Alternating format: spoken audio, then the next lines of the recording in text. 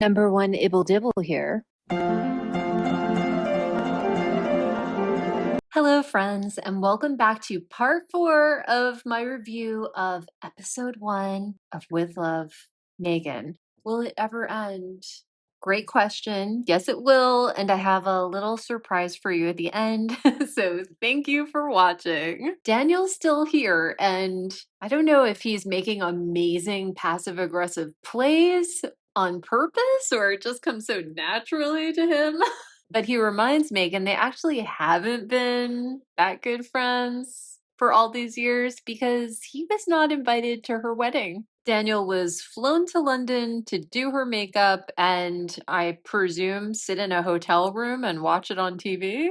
And it made me think of your wedding cake because I got to taste it. We did the tasting together. We did the tasting together. She's so embarrassed she can't even look at him. Yeah, good memory. Yeah, good memory. Daniel knows he's trolling, right? If you're bored and done with this episode already, the most important thing Meghan needs you to remember is that she's beautiful on the inside, okay? She's beautiful on the inside. They say it in this episode no fewer than 6 times. That's Beautiful the cake we're inside. making. She need Beautiful on the inside all cake. this stuff to make her look pretty on the outside. She's beautiful I on love the that. inside. It's the beautiful on the inside cake. Beautiful on the inside. How sad would you be if someone you love made you a beautiful on the inside cake? Like, bitch, there better be gift certificates for Botox and a full salon service in that birthday card because that is rude. And she just will not stop.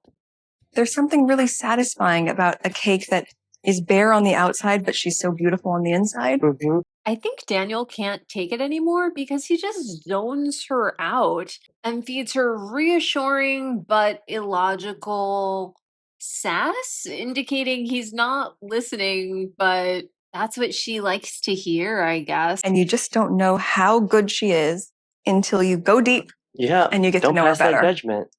I know. No one knows your business. Till you cut them open.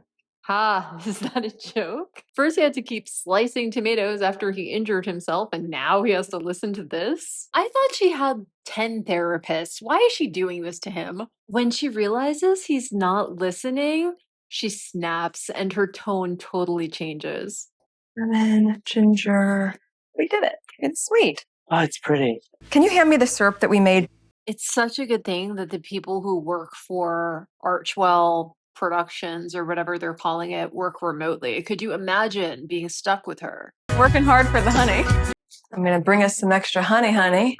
Extra honey. Friends, I did not slow that down. I did not distort it. Daniel has had it. Extra honey. When they finally go outside to eat, Daniel turns to the beautiful vista and says, I feel like this is all fake. "Oh, Daniel, we know you're not talking about the view." Next, he thanks her for, I guess, a gift basket she gave him that we never see or learn more about unless he's referring to the tray of bath salts and popcorn. But he starts off like this. You've always sent me home with incredible things, but this You have to see her face, especially during that pause. She is so afraid he is going to call her out for pretending to be his friend, but never inviting him along after he does her glam. You've always sent me home with incredible things. Sent me home. She doesn't have to worry, though. I think he is fucking done for the day. And he hits his talking point. But this basket, it goes back to like doing things with intention. And to do it with someone that you love. Right. Or for someone that you love. Exactly. This face definitely says, I love this intentional basket. Ooh, look at you. You made it to the end.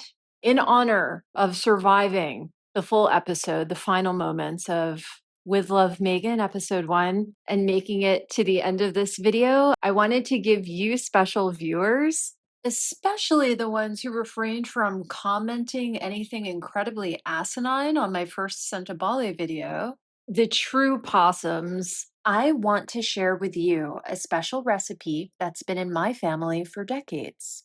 If you happen to be out of starchy pasta water, witch's brew, and troll juice, I promise you, this is the perfect thing to serve during the implosion of a charity board.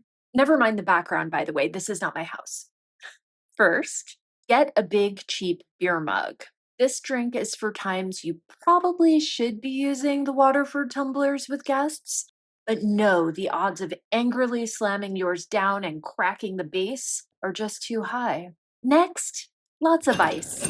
I usually just go with cubes, though I do appreciate a twee shape. Once I had a James Bond party, so I still have the silicone molds for diamonds and guns, which are very tacky and confusing if you weren't there. I like that. Now it's time to dig deep, do the work, and be your most authentic self, knowing your guests will have an amazing experience tailored just for them. But this drink isn't for them. Who cares? They can fix their drinks themselves. This drink is for you. But that's okay because you're making this drink with intention and you're beautiful on the inside, and they don't know your business until you cut them. Honey, the key is customizing the drink for each guest. It depends on who you have to listen to. For example, Harry, 2 fingers. Dr. Sophie, 2 fingers. Meghan, 3 fingers. Anything will do, but I like to use small batch artisanal, locally handcrafted butterfly pea flower gin because it's just that little touch that lets people know I have more money than they do. And now is when the magic happens. Just add tonic and you can use any tonic you want. The quinine reassures you as you endure melodramatic, greatly exaggerated, solipsistic tales that you are not in a fever dream. Schweppes, however, is very reliable. You know you've had too much when you look at the packaging and think, I wonder where Mishing is. Sounds lovely. Now, you can add all kinds of local wild herbs, but they do have a tendency to get stuck in veneers. So, I prefer the classic big slice of squeezed lime. This is also useful if you unintentionally pull a face upon hearing something truly frightful. You can pretend you just hit on the lime. This drink pairs best with an empty stomach. Definitely don't offer them food or they'll never go. But I do like to leave a box of emergency rations in the visual field to remind everyone that there are real victims and actual emergencies we probably should be focusing on. If you want them to think, gosh, maybe she's not feeling well, perhaps I'm imposing, you can add an electrolyte beverage pack. Now, just look at the magic we made. This is insane. I feel like this is all fake.